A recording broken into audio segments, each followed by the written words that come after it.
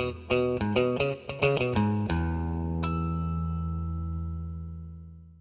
everyone, and welcome to another one of our videos. Today I'm going to be showing you how to replace the oil level sensor on my W140 S320. This should apply to pretty much all Mercedes M104 engines, but the process that I'm going to show you is going to be on that specific car. And basically the reason I'm replacing this is not because it's failed, but it's because it's leaking. And you basically have two options if you want to fix that oil leak from that sensor location. Either A, replace the O-rings and hope that it's just the O-rings that are leaking, which you can see the part numbers for here, and which I ordered just in case I needed them.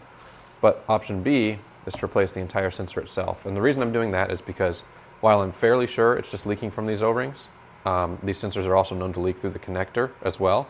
And in order to just eliminate any possibility of having to redo the job and pull the oil sensor out again, I just want to get it taken care of in one shot, and I'm going to go ahead and replace the filter, or the sensor.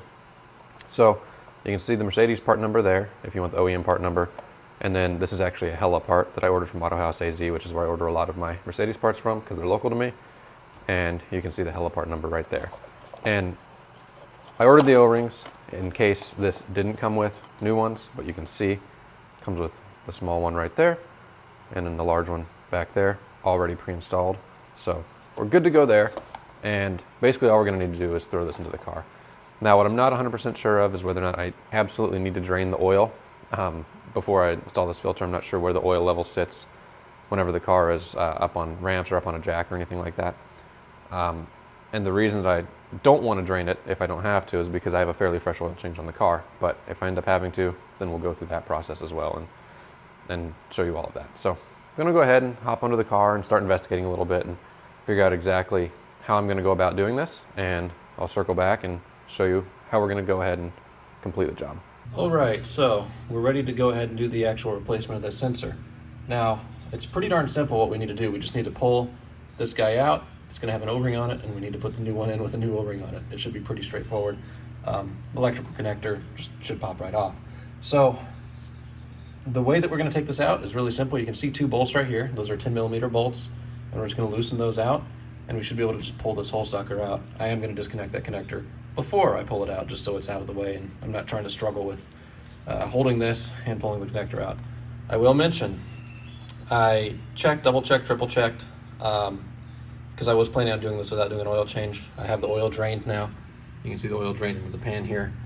And as far as I can tell, this job probably isn't possible without without draining the oil out. So just want to mention that. Just if you need to replace the sensor and it's not hemorrhaging fluid, just schedule it with your next oil change, get it taken care of at that point.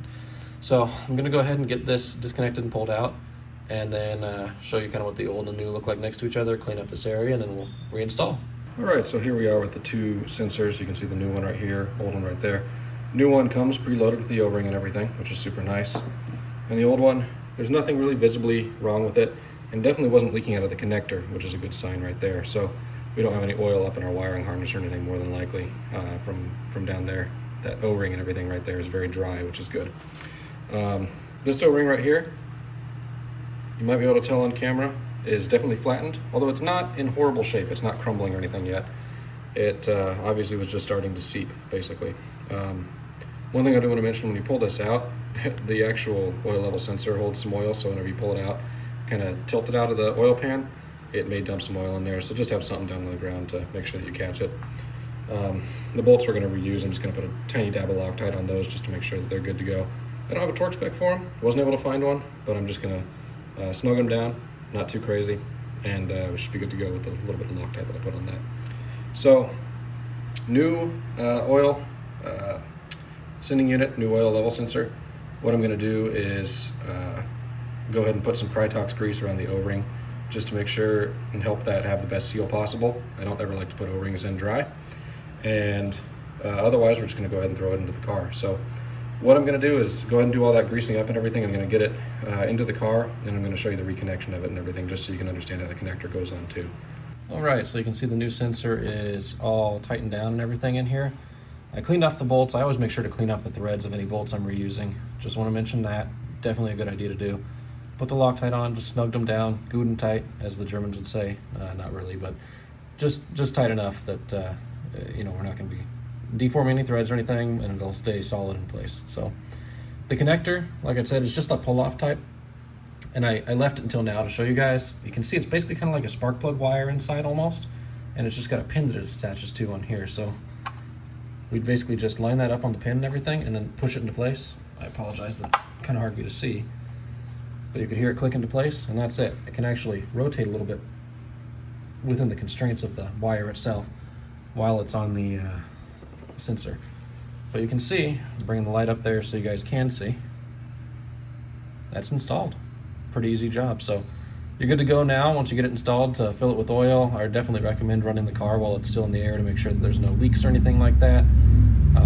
We should be good to go. With that, I want to thank you all for watching. Let me know if you have any questions in the comment section below, and I hope to see you in the next video. Take care.